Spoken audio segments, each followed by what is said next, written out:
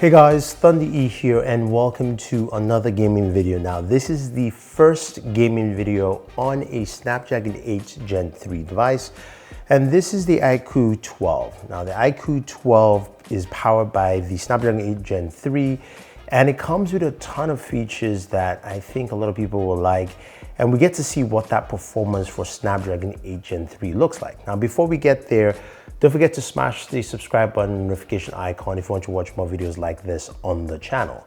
So what do we have here with this device? Now the iQOO 12, we have the BMW Motorsports Edition with the BMW branding across the box itself, and also some BMW branding around the packaging, which is pretty nice and pretty cool.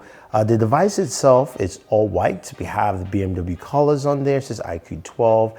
It's got some impressive camera specs on here. It's got 100x zoom in terms of the cameras. We do have rear cameras that are 50 megapixels, as well as also 50 megapixels wide angle and a 64 megapixel 3x periscopic zoom. So we've got 3 lenses here that should do some pretty decent work on there. So I can't wait to see what kind of performance we're getting internally.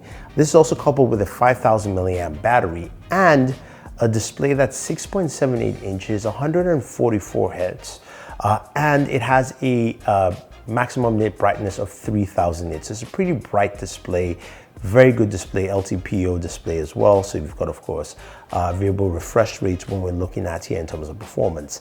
And it has a 120 watt charger.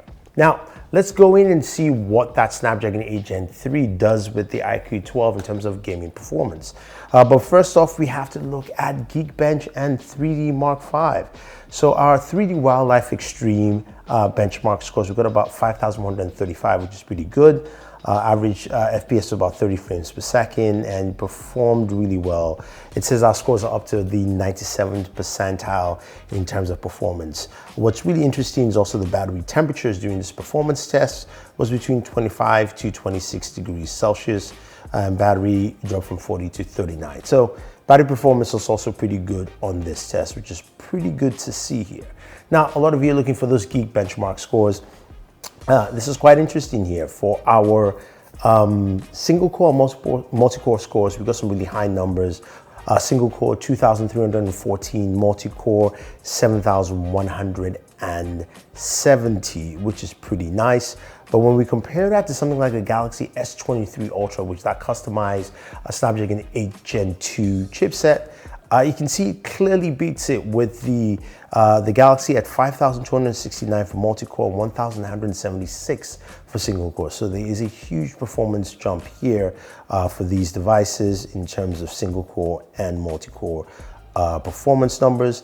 And then when we go into GPU numbers, there is a huge leap here in OpenGL scores with 14,291 on the iQOO 12, while the Galaxy has 9,225. So it clearly shows us that the Snapdragon 8 Gen 3 has a huge graphical performance leap. So what does that look like in terms of gaming? So we start off with our very first game, which is Call of Duty Mobile, which is our usual standard benchmark. Now, something I will note is that none of my benchmark tools currently work for these devices because they are brand new, and this is the first time we're seeing the Snapdragon 8 Gen 3. But that being said, I was able to see what the refresh rate was on screen while playing using the developer tools built into Android 14, which the device is running. And playing Call of Duty, I was getting 120 hertz there, basically getting close to 120 frames per second, which is pretty good, meaning gaming performance is fast and vibrant, and also the performance runs really well. Then moving over to PUBG Mobile and playing at Extreme HDR, I was getting some really solid performance. It fluctuated between 60 frames and going all the way up to 120. So you could see that the refresh rate is going up and down, which means that at least game performance should be between 60 to 120 frames per second, which was great to see. And then when we played, of course, at Ultra HD Ultra, we're getting between 40 to 60 frames per second there as well. Again, none of these games are optimized, but that was good to see. So I was able to play Genshin Impact, and I played for about 25 minutes, and my refresh rate stayed at 144 hertz, which is the maximum of this display. I'm not saying it ran at 144, but that's what I was getting in terms of refresh rate. So that was a very good sign. But the better sign here was actually the temperature readings within that 20-minute time span. We stayed at 93 degrees Fahrenheit, roughly around 31 to about 32 degrees Celsius. So that was pretty good to see here. Now, doesn't mean that those temperatures will run hotter later on if you're playing up to an hour, but at least in that time frame that I got to play, I got some really good temperatures from this device, and really shows where the Snapdragon 8 Gen 3 actually lands, which is pretty good to see. Now, other aspects of this device that we should definitely take a look at, of course, are the speakers. How well do they sound while gaming, watching audio, and listening to music? So let's take a good listen.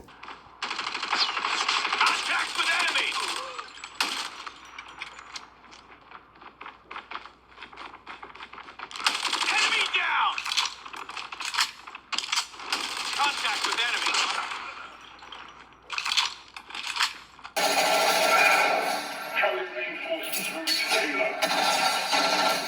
It's only LG's top-end soundbars. This will not work with a Sonos or any other soundbar, which you would have to.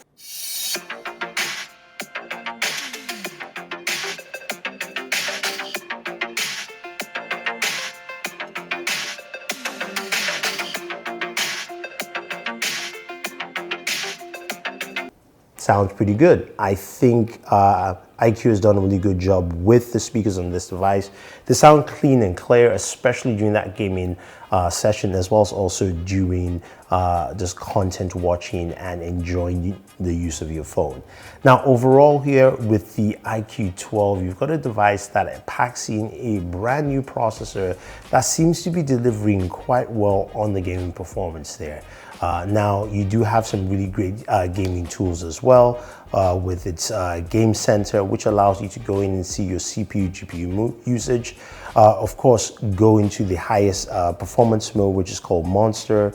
You've got other tools that you can use to maximize your gaming experience here with control settings, off-screen display, blocking notification, things like that. There is no on-screen FPS tool, which would have been really useful here.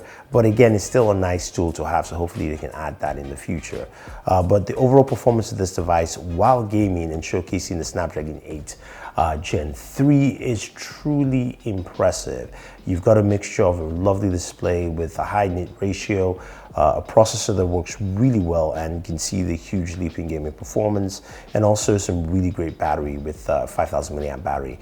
And the addition of the 120 watt charger, where I was able to go from 20% to 50 in roughly about 5 minutes or so. So that's actually good to see here with this device. So if you guys have any questions, any comments about the iQOO 12 or the Snapdragon 8 Gen 3 in terms of performance and what this brings to gaming, let me know. Otherwise, don't forget to like, share, subscribe, and always enjoy your entertainment.